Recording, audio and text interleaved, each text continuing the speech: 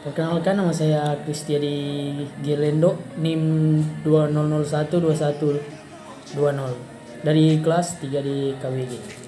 Pada saat ini saya akan membahas mengenai tugas teknologi beton. Baiklah, saat ini saya akan membahas pemeriksaan unit produksi campuran beton. Yang pertama, komponen dan peralatan unit produksi beton. Tapi sebelumnya saya akan membacakan definisi dari beton konkret. Beton adalah campuran semen Portland atau semen hidrolis, agregat halus, agregat kasar, dan air dengan atau tanpa bahan campuran tambahan atau admixture, binder atau pengikat, filter atau pengisi, press atau kontur. Material komponen penyusun beton secara umum, yang pertama, semen Portland.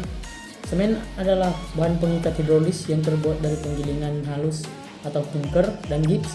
Bila dicampur air, didiamkan akan mengikat, mengeras, membatu, dan direndam di dalam air tidak akan larut. Yang kedua, agregat atau pasir dan kerikil. Agregat adalah butiran mineral alami yang berfungsi sebagai bahan pengisi dalam campuran mortar dan beton. Yang ketiga, air.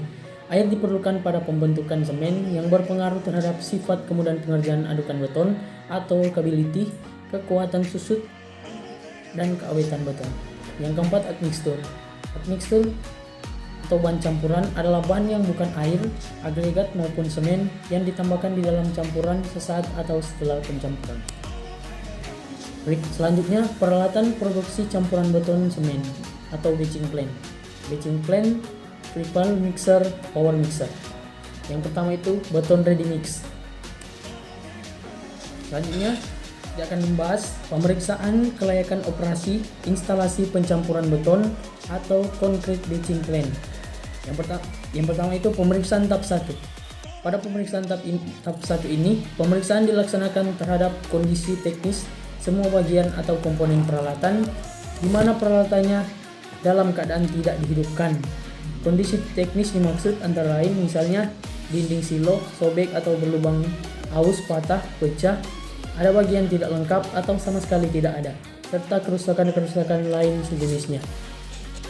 Selanjutnya, pemeriksaan tahap 2 dilaksanakan dalam keadaan peralatan dihidupkan, artinya semua bagian atau komponen yang bergerak atau bisa digerakkan apabila mesin penggerak dihidupkan dapat diperiksa atau diuji pergerakannya, termasuk mesin penggeraknya sendiri.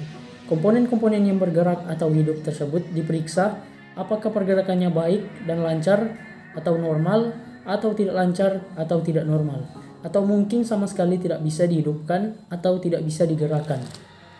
Apabila pada pemeriksaan tahap 2 terdapat bagian atau komponen yang tidak bisa dihidupkan atau digerakkan, atau hidup atau geraknya tidak lancar karena ada sesuatu yang tidak baik atau rusak, maka bagian atau komponen yang bersangkutan harus segera diperbaiki sampai bagian atau komponen yang bersangkutan bisa dihidupkan dan digerakkan dan difungsikan sebagaimana mestinya. Peralatan pengangkut, pengantar, dan pengecoran beton. Yang pertama, peralatan pengangkut itu ada gerobak dorong, pompa, bucket dan tower crane, ember, talang, dan truk mixer. Berikutnya, peralatan pengantar. Peralatan pengantar itu corong atau cetes, pipa atau drop pipes. Selanjutnya, pompa beton atau concrete pump. Selanjutnya, ban berjalan atau belt conveyor. Peralatan pengecoran beton, yang pertama itu tower crane. Jenis-jenis tower crane yang pertama freestanding crane, rail mounted crane, climbing tower crane, tailed in crane. Dan yang kedua itu concrete pump. Jenis-jenis concrete pump itu piston pump, pneumatic, dan squeezer.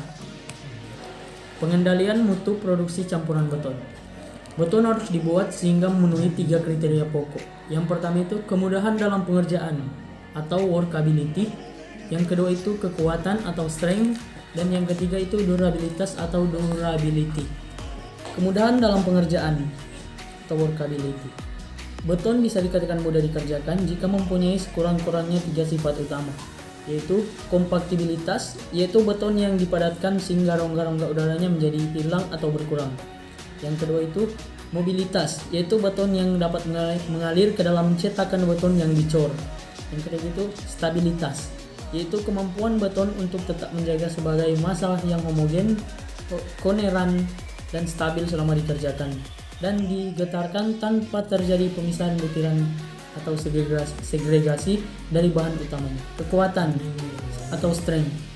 Kekuatan beton dipengaruhi oleh 4 bagian utama, yaitu proporsi bahan-bahan penyusun beton dengan mutu bahan tertentu, derajat pemadatan, kondisi pada saat pengecoran dilaksanakan, dan perawatan.